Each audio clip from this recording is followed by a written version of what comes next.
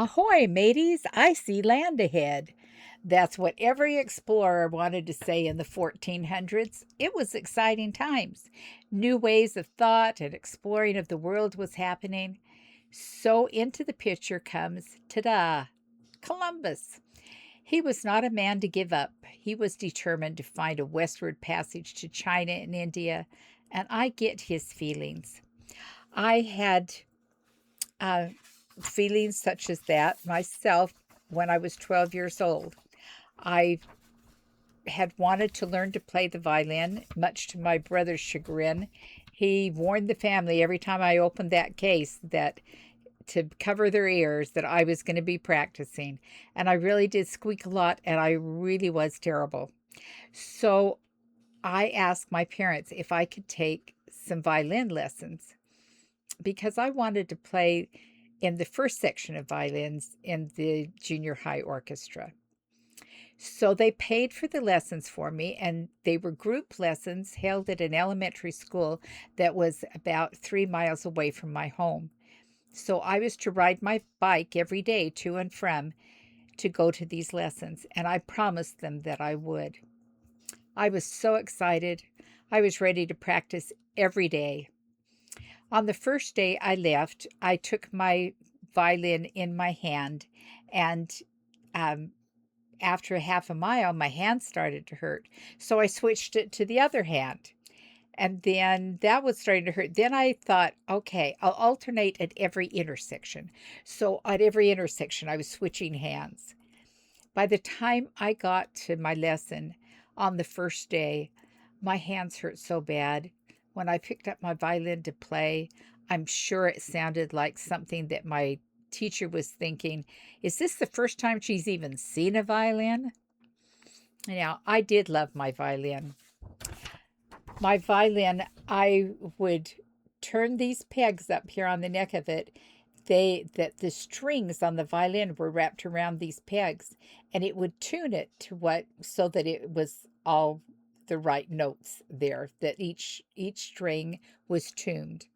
And then I would take my bow, and down here there's a handle that you twist, and it tightens the horse hairs that are right here on the bow. And then you would take your bow and you would rub it across the resin, a resin block, back and forth and back and forth. I always did a lot because this was my favorite part. And then the first time you bring that bow down on your violin, whoop, a great big puff of white smoke powder would come up. It was great. I loved it. Anyway, I went the next day, got ready to go to my lesson, and my mother and my brother talked to me and said, why don't you use this rope and tie your violin on the front of the bike, and then you won't have to use your hands. I thought it was a great idea, so I did that.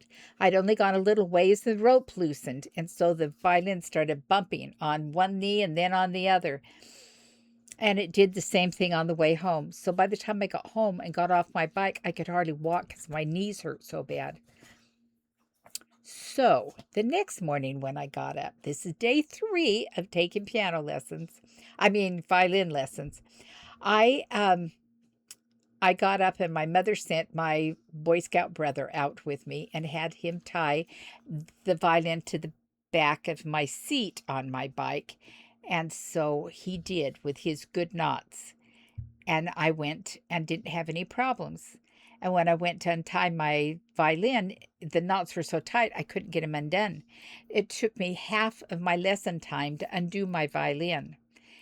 And then when I went to tie it back on to come back home, I couldn't tie it as tight as what my brother had. And the rope slid down into the spokes, and the violin switched underneath into the spokes, and my bike came to a screeching halt, and I fell off of it. So now I came in the door crying, sobbing to my mother. I had blisters on my hands, my knees hurt, and I had scrapes and cuts all over. I was a mess. So my mother said to me, maybe you should quit. And I sat up and I said, never. And she gave me a hug and said, good girl. So she said, we'll figure something out. And a little bit later that evening, she came to me and brought me this wonderful gift. She had sewn me a violin backpack. And from then on, everything went well. The bruises and the blisters and the cuts and scrapes all healed. And when I went to junior high, I did make it to the first section of violins. I learned something. I learned determination. I knew if I really wanted something bad enough, I had the courage and the fortitude to go for it. And that was important to me. It's important to have determination. It's a good attribute to cultivate. Christopher Columbus definitely did have it. Um, he was born in 1451 in Genoa, Italy. The story goes that he was born in a two-story house. The family lived upstairs and the father's shop was downstairs. The father was a weaver and a wool merchant. There were 5 children in the family, and they were a middle-class citizen's family. Christopher had blue eyes and fair freckled complexion.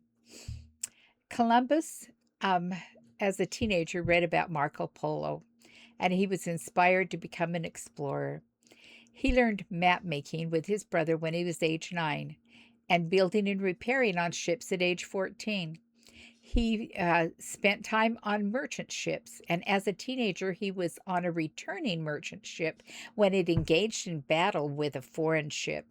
The men crossed from boat to boat, just like they did in Pirates of the Caribbean, boats to boats, and there was much slaughter on both sides.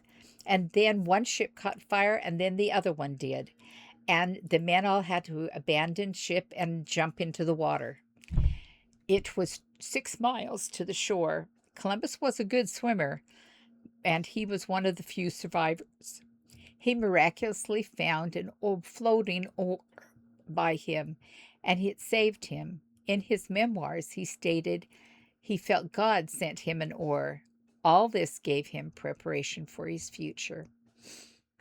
Columbus married, um, and this is a picture of him. It's a picture showing the clothing that they would wear, the type of hats, the hairstyles. That's what life looked like with Christopher Columbus. He married, and his father-in-law was the governor of a small island belonging to Portugal. His father-in-law had been a sea captain and had a really good collection of maps, and he gave these maps to Christopher. Columbus studied them almost every day, and it increased his determination to sail west. He and his wife lived on a nearby island called Santo Porto, and he learned that strange items had been washing up on the local beaches, including carved pieces of wood, unlike any in Europe, and 2 large hollowed out tree trunks, which later he found out were made by Indians called canoes. Excuse me. 2 bodies of men washed on shore. Their features were different from those of known races. All this information gave Columbus even more determination to sail, not that, but sail west. Meanwhile, other things were happening to set the stage for Columbus. In Spain, King Ferdinand and Queen Isabella had reclaimed Spain from the Ottoman Empire. We talked about this last time. Although the Ottomans still had control, let's make this a little bit bigger. The Ottomans' headquarters was in Syria. They had taken over all of this area in the Middle East and around there, and the top part of Africa. Morocco went over the Straits of Gibraltar, which is a little waterway, strip of waterway between the Atlantic Ocean and the Mediterranean Sea, which is right here. They the Ottoman Empire had gone up through Spain and Portugal and up into France when the French fought them back over, and then the French kept fighting with the Spanish and the Portuguese, and they finally pushed the Ottomans out of their countries back down to the top of Africa. So at the time of Columbus, the Ottoman Empire, and I forgot to turn on my flag for you that I was trying to show you. Okay. This is what we're talking about, is this land right here and the top of Africa, Morocco, the Straits of Gibraltar right here. Here's the Mediterranean. Here's the Atlantic. Here's Spain, Portugal. The Ottoman Empire is down here, but they still have control of all this land and this land, which is where the Silk Road is, and this peninsula, the Arabian Peninsula, and the Persian Gulf right here, and the Red Sea right here. So any ships that came from China or India that came around, they would go up in these ports right here. But the Europeans couldn't trade with them because this was all controlled by the Ottoman Empire. This made it so that the people in Europe were more apt to take on the idea of sailing west across the Atlantic Ocean to get to China, because it was another avenue that hadn't been explored, and trying to trade and trying to get there this way was not working. Okay, now I've shown you the map. The Spanish royals were strong Catholics, and they wanted to spread Christianity to the east. The religious Franciscans also believed the second coming of Christ was happening in their day right then, and they wanted to invest in voyages to get money so that they could take over Jerusalem and have crusades again. They thought it might be a great investment for possible riches in the new claimed land, and so they said, count us in, we'll help with financing Columbus. After Columbus's wife died, he spent time in a monastery. It was called the Convent of Saints, and it was an important sanctuary to Columbus at the time, when many men still thought the earth was flat, and they gave him a bad time about his plan. They thought it was all madness. But the friar there at this monastery liked Columbus, and he believed what he was saying. So he had contact and influence with Queen Isabella. So he taught from Spain. So he talked to her about Columbus and encouraged her to support him. Columbus had approached Portugal, France, and Italy with his plans, but had been rejected. His determination went on trying for 10 years to get finances to sell. Finally, it happened in the Spanish court. King Ferdinand and Queen Isabella wrote a letter to the Khan of China and gave it to Columbus to take in his coat pocket on his voyages to give to the Khan. That's how sure they all were that he was going to get to China and India. Columbus made a contract with the royals, and in this contract, it said that they would give him sufficient fleet, and that he should go to China and India, and that they would reward him with great rewards and ennoble him from that time on to call himself a Don. A Don in Spain is like a baron or a lord in England. It's the name of a landowner. Think of Zorro, the movie Zorro, and the Dons that were there, the landowners. That's a Don. He also wanted to be called the High Admiral of the Ocean Seas and the Viceroy and the perpetual governor of the islands and the continents to which he should discover, and that his eldest son should succeed him in the same position, and so on from generation to generation. He was setting up an insurance policy for himself.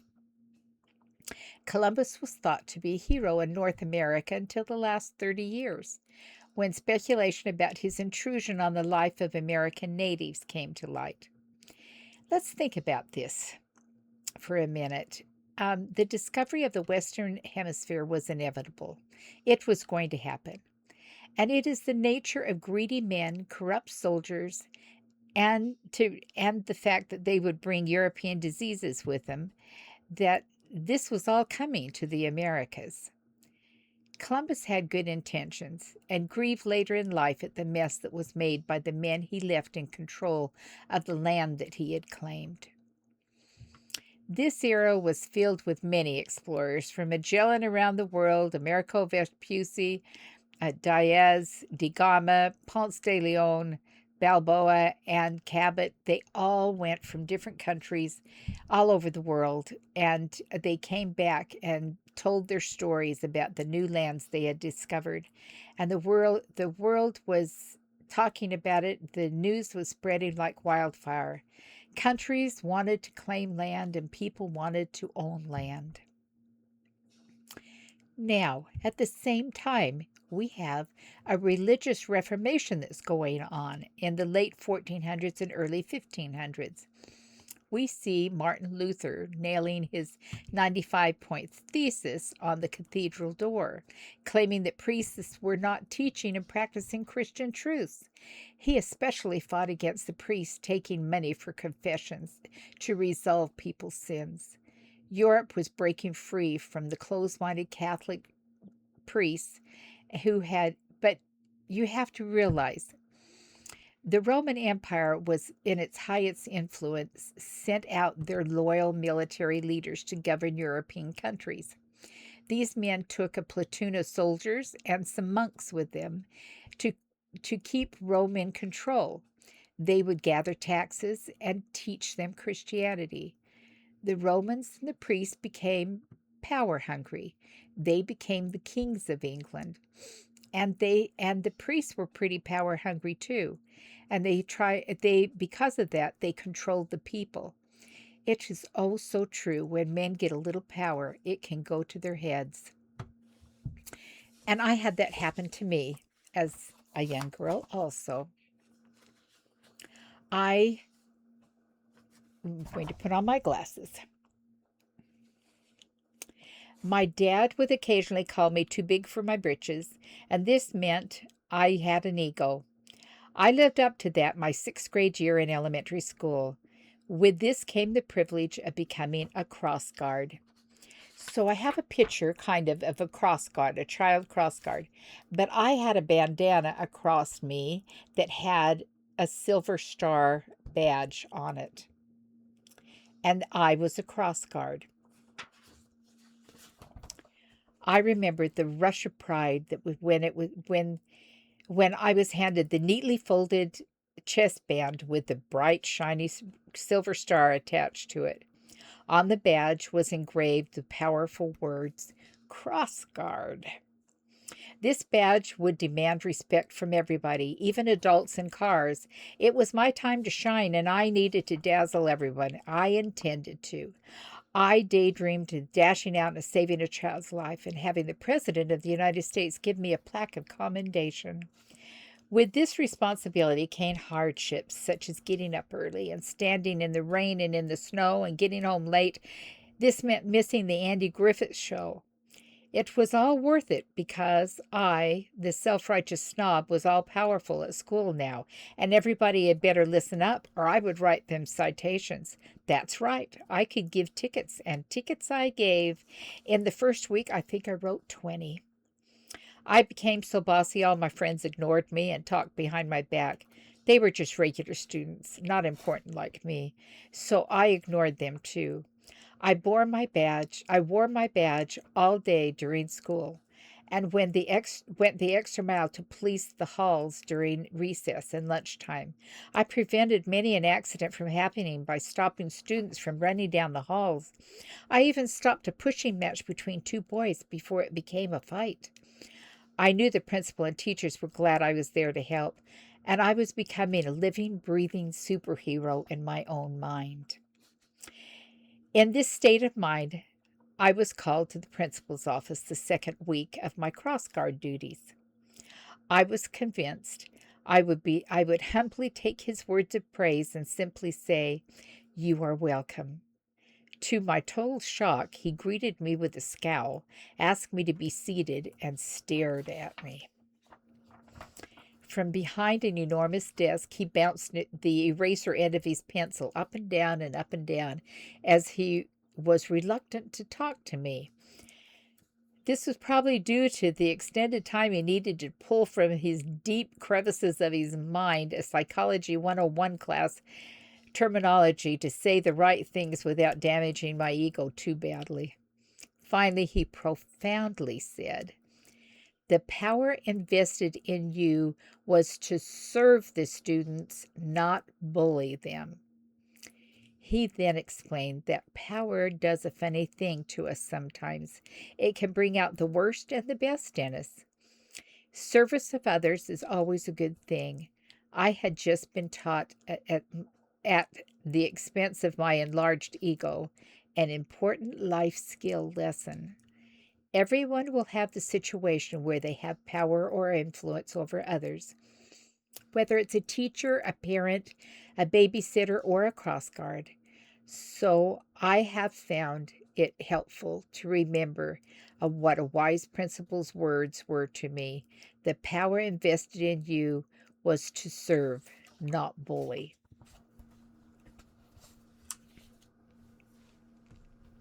These monks and kings for generations kept people in the dark, uneducated, so that they could control them. Now, by the 1600s, the world had changed. Martin Luther's movement was in Germany and fighting theology with the Catholic Church. He opposed the use of church money for lavish lifestyle and enormous cathedrals while the people lived poorly. Meanwhile, in England, Wycliffe was fighting the Church of England for grievances against the scriptures, too. He translated the scriptures from English into English and was giving copies of these to anybody who could read them. The King of England had previously broken away from the Catholic Church because they wouldn't let him get a divorce and marry another wife. The king put himself over the new church that he organized, the Church of England. He required all citizens to attend his church only. Result was prison if you did not comply. The people really had a problem with this because they were thinking more humanism thoughts. Humanism is explained as being a man can determine his fate. That's what was going on, and this was a new thought for Europe. It was driving the royals crazy, trying to control people like they always had. People like William Bradford and William Brewster and a few other families left England for religious freedom and moved to the Dutch Republic. While there, they saw their children starting to pick up the too open-minded thoughts of the Dutch, and the work for them was intensely physical labor, and the pay was poor because they were foreigners. This is why 10 years later they left the Dutch and boarded the Mayflower ship. And that will bring us to America on our next podcast. May God be with you till we meet again.